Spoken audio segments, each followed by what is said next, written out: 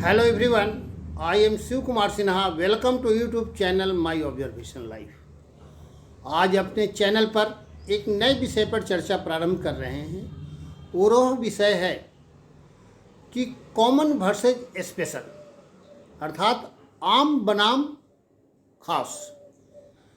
जो हमारे देश में व्यवस्था है, जो नियम है, कानून है, जो कोड ऑफ कंडक्ट है, वह कॉमन है या स्पेशल है, यह दोनों है। इसी पर चर्चा ध्यान केंद्रित करेंगे और इसका उद्देश्य किसी रिसर्च करने वालों के लिए मटेरियल उपलब्ध कराना नहीं है। जो यूपीएससी की परीक्षा दे रहे हैं उनके लिए कोई आंकड़ा उपलब्ध कराना नहीं है, बल्कि आम नागरिकों के लिए, आम नागरिकों में एक अच्छी सोच विकसित करने के लिए, एक समझ विकसित करने के लिए, उनको जागरूक करने के ध्यान में रख करके हम आम बनाम खास, सामान्य बनाम विशेष पर चर्चा करेंगे। और खासकर हमारे देश में जो सामान्य नियम है और जो स्पेशल नियम है, इन दोनों को अध्ययन कर दोनों पर आम नागरिकों का ध्यान आकृष्ट करते हुए देश हित में एक सामान्य व्यवस्था विकसित करने के लिए अग्रसर होने के आलोक में हम अपनी चिंतन करेंगे, विचार देंगे, अपनी सहमति देंगे और आम लोगों को भी इस पर सोचने के लिए, समझने के लिए प्रेरित करेंगे। यही मेरा आज का उद्देश्य है, अर्थात कॉमन बनाम स्पेशल, आम बनाम खास, सामान्य बनाम विशेष के पीछे हमारे देश में इसका क्षेत्र काफ़ी व्यापक है। हर क्षेत्र में सामान्य बनाम खास की होती है, लेकिन हम 4 बिंदु पर ध्यान रख केंद्रित करेंगे। क्रिमिनल कोड ऑफ कंडक्ट बनाम special criminal code of conduct, अर्थात कॉमन क्रिमिनल कोड बनाम स्पेशल क्रिमिनल कोड। दूसरा होगा कॉमन सिविल कोड बनाम स्पेशल सिविल कोड। तीसरा होगा कॉमन रिलीजियस कोड बनाम स्पेशल रिलीजियस कोड। और चौथा होगा common voters and representative code बनाम special voters and representative code. हम इस 4 बिंदु पर 4 पार्ट में बांट करके अपने विचार देंगे। ऐसे आम बनाम खास का क्षेत्र काफ़ी व्यापक है। एजुकेशन में भी है आम बनाम खास, लैंग्वेज एंड स्क्रिप्ट है, ड्रेस की बात आती है, इन्वेस्टिगेशन की बात होती है, एडमिनिस्ट्रेशन, बहुत सारे क्षेत्र हैं। लेकिन हम इन 4 बिंदु पर आम नागरिकों को चिंतन करने के लिए कहेंगे और देश हित में एक कॉमन व्यवस्था विकसित करने में अपने योगदान के लिए आगे बढ़ने का आह्वान करेंगे। वैसे हमारे संविधान में इक्वलिटी बिफोर लॉ की बातें हैं, इक्वल प्रोटेक्शंस ऑफ लॉ की बात है, इक्वल रूल ऑफ लॉ की बात है। लेकिन साथ ही साथ देश के व्यापक हित में कुछ वर्ग विशेष के लिए इक्वलिटी बिफोर लॉ के रहते हुए स्पेशल प्रोविज़न की भी बातें हैं। इक्वल प्रोटेक्शंस ऑफ लॉ के साथ साथ विशेष व्यवस्था की भी बातें हैं। इक्वल रूल ऑफ लॉ के साथ साथ विशेष एडमिनिस्ट्रेटिव रूल ऑफ लॉ की भी बात है। अर्थात जो इक्वलिटी की बातें हैं, जो कॉमन की बात है, जो सामान्य की बात है, जो यूनिफॉर्म की बात है, वह uniform criminal code, uniform civil code, uniform religious code, uniform voters and representative codes के साथ साथ जो यूनिफॉर्म है वह कॉमन प्रकृति की है, एक रूपता है। और जो स्पेशल है वह किसी वर्ग विशेष के लिए, विशेष अवधि के लिए है। अर्थात जो कॉमन कोड है वह अस्थायी प्रकृति का है और जो स्पेशल कोड है वह विशेष अवधि के लिए, विशेष प्रकृति का विशेष अवधि के लिए, एक पीरियोडिकल है, एक समय के लिए है, अस्थाई नहीं है। यह बेसिक डिफरेंस है कॉमन क्रिमिनल कोड और स्पेशल क्रिमिनल कोड में। लेकिन हम देखते हैं कि हमारे देश में बहुत सारे जो स्पेशल कोड हैं, स्पेशल प्रोविजंस हैं, उसमें समय डिफाइन नहीं किया गया है, अर्थात उसे भी अस्थाई प्रकृति की बना दी गई है, जो मेरे समझ से उचित नहीं है। और आम नागरिकों के तरफ से हम सरकार से यह मांग करते हैं कि जो स्पेशल प्रोविजंस है उसकी प्रकृति अस्थाई की जाए और विशेष अवधि के लिए डिफाइन किया जाए, और जितने सारे स्पेशल प्रोविजंस है वह किसी अध्ययन आयोग के देख रेख में होनी चाहिए। विशेष पीरियड में उसका अध्ययन होते रहना चाहिए और उसकी प्रकृति सामान्य बनाने की होनी चाहिए। यही मेरा ध्यान केंद्रित करने का विषय है देश हित में। कॉमन क्रिमिनल कोड या common civil code, common religious code या common voters and representative code की जब बात आती है तो कॉमन और स्पेशल प्रोविजंस, अर्थात special criminal code, special civil code, special religious code या special voters and representative codes में जो बात आती है और दोनों में जब आपस में टकराव होता है तब यह चर्चा होती है कि इसकी व्याख्या नेचुरल जस्टिस के आलोक में, प्राकृतिक न्याय के आलोक में की जानी चाहिए, कॉन्स्टिट्यूशनल जस्टिस के आलोक में की जानी चाहिए। संवैधानिक न्याय की बात आती है, जब ये दोनों में टकराव आता है तो ह्यूमन राइट्स की बात आती है, पर्सनल जस्टिस एंड लिबर्टी की बात आती है। साथ ही साथ इस दोनों के टकराव में social right and social justice की भी बात आती है, अर्थात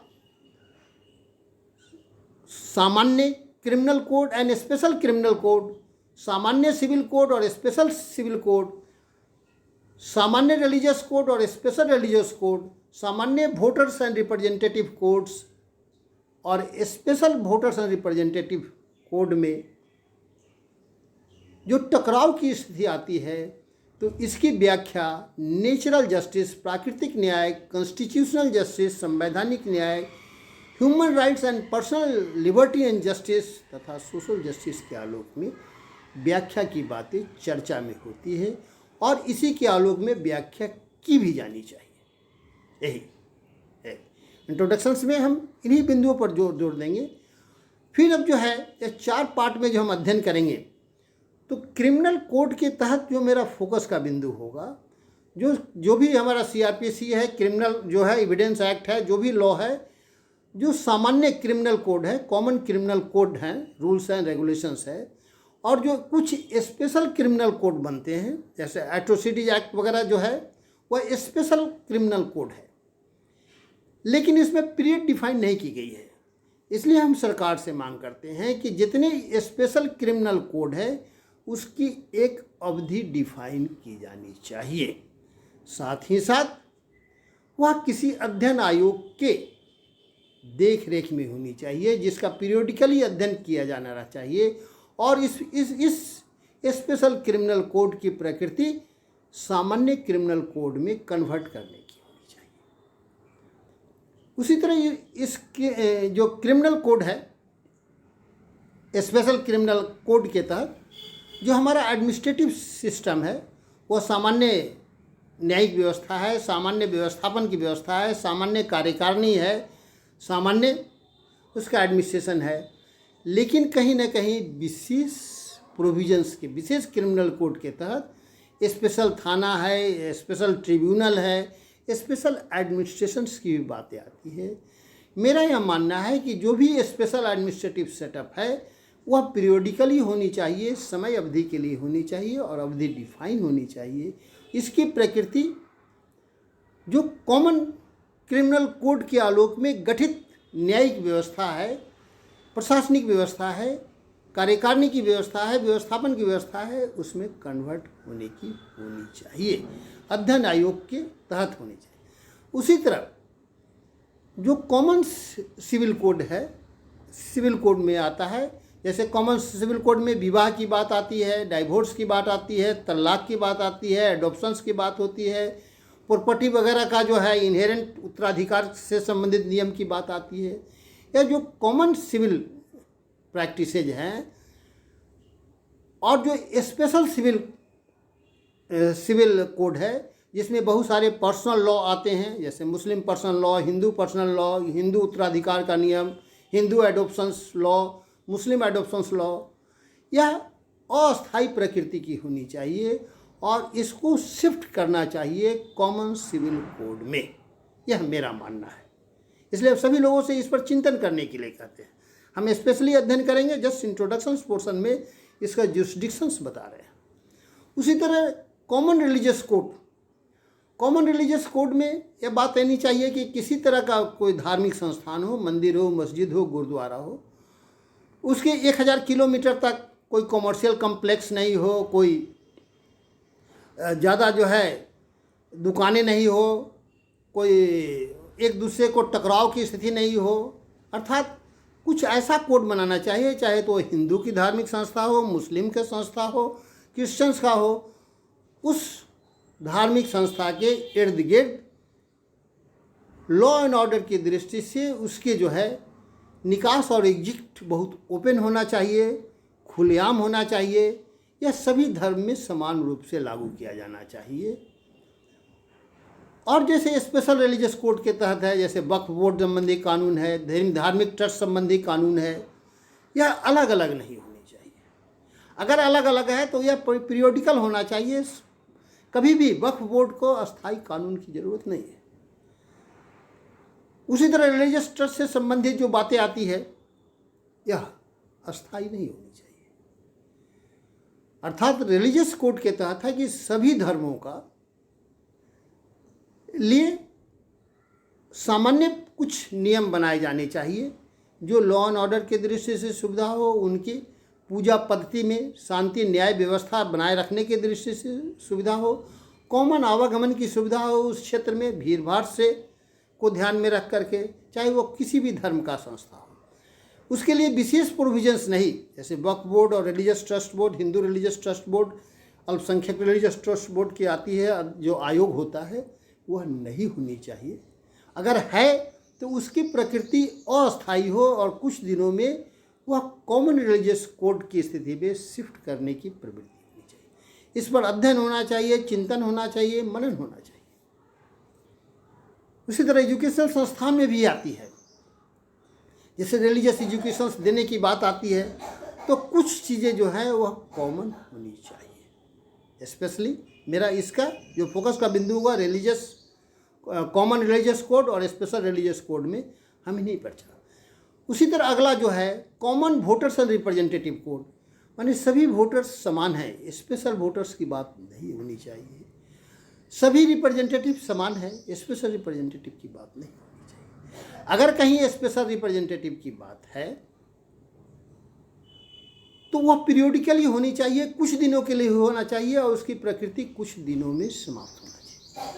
अब जैसे वक्फ बोर्ड की बात है, वक्फ बोर्ड में जितने मुस्लिम एमपी रहेंगे वो वक्फ बोर्ड्स के मेंबर रहेंगे। यह क्यों भाई? एमपी उसमें रहेंगे, नॉमिनेटेड रहेंगे, स्पीकर द्वारा नॉमिनेटेड रहेंगे। इस तरह की बातें जो है अगर है कहीं तो उसमें संशोधन होना चाहिए, उसमें सुधार होनी चाहिए और एक अच्छी व्यवस्था बनाने की जरूरत है। आज मेरा इंट्रोडक्शन टॉपिक्स में कॉमन बनाम स्पेशल लॉ, कॉमन कोड बनाम स्पेशल कोड, जिसमें common criminal code, special criminal code, common civil code, special civil code, common religious code, special religious code, common voters and representative code और common special voters and representative code पर हम चर्चा करेंगे। परत by परत एक एक पार्ट में करके करेंगे। इंट्रोडक्शन टॉपिक्स में सिर्फ हम ध्यान आकृष्ट कर रहे हैं कि आप अपने आप को मानसिक रूप से तैयार करें कि कॉमन जो लॉ होगा वह अस्थायी प्रकृति का होगा और जो स्पेशल लॉ होगा, चाहे स्पेशल क्रिमिनल कोड हो, स्पेशल सिविल कोड हो, स्पेशल रिलीजियस कोड हो, special voters and representative code हो, वह अस्थायी प्रकृति का होगा, जो एक अध्ययन आयोग के निरीक्षण में होगा और उसकी प्रकृति common criminal code, common civil code, common religious code, common voters and representative code में शिफ्ट करने की होगी। इसी बिंदु पर ध्यान आम लोगों को आकृष्ट करते हैं कि इस पर चिंतन करें, मनन करें। आज मेरा यह इंट्रोडक्शन टॉपिक था जिस पर हम आम बनाम खास की चर्चा आम नागरिकों के लिए कर रहे हैं।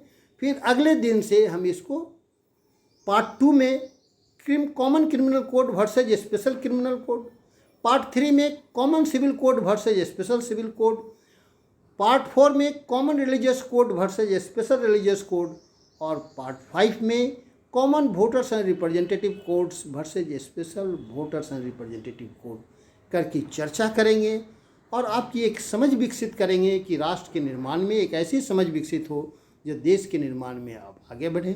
इसके अलावा भी बहुत सारे क्षेत्र हैं, जैसे कॉमन एजुकेशन की बात आती है, कॉमन स्क्रिप्ट एंड लैंग्वेज की बात आती है, किसी संस्था के लिए कॉमन ड्रेस की बात आती है, इवन इन्वेस्टिगेशन पद्धति भी कॉमन होना चाहिए, एडमिनिस्ट्रेटिव सेटअप भी कॉमन होना चाहिए। इस सब पर भी हम चर्चा एक मिसलेनियस में करेंगे। लेकिन यह चर्चा का उद्देश्य आपकी समझ को विकसित करना और राष्ट्र के निर्माण में आपकी भूमिका को एक तरह से की और आपको आकर्षित करना है, प्रेरित करना है। आप राष्ट्र के बारे में सोचें, राष्ट्र में कॉमन व्यवस्था बनाए रखने के बारे में सोचें। इसी क्रम में आज कॉमन बनाम स्पेशल, कॉमन कोड बनाम स्पेशल कोड पर हम अपनी चिंतन के इंट्रोडक्शंस में यहीं पर अपने आप को सीमित करते हैं। अगले दिन फिर हम चर्चा जारी रखेंगे। अगर मेरा यह विचार आपको मोटिवेट करता है चिंतन के लिए देश हित में, तो चिंतन करें और देश के बारे में सोचें, देश की नई व्यवस्था बनाने के बारे में सोचें। इन्हीं शब्दों के साथ मैं अपनी वाणी को विराम देता हूँ। या अच्छा लगता हो तो लाइक करें, शेयर करें, सब्सक्राइब करें। धन्यवाद। अपनी कमेंट करें, अपनी विचारधारा से अवगत करावें। फिर हम जो है अपनी प्रतिक्रिया से आपको अवगत कराएंगे। मेरा उद्देश्य देश के निर्माण में अपनी भूमिका को निर्वहन करना है, अपने दायित्व को निर्वहन करना है। यही उद्देश्य के साथ मैं अपनी वाणी को विराम देता हूँ। धन्यवाद।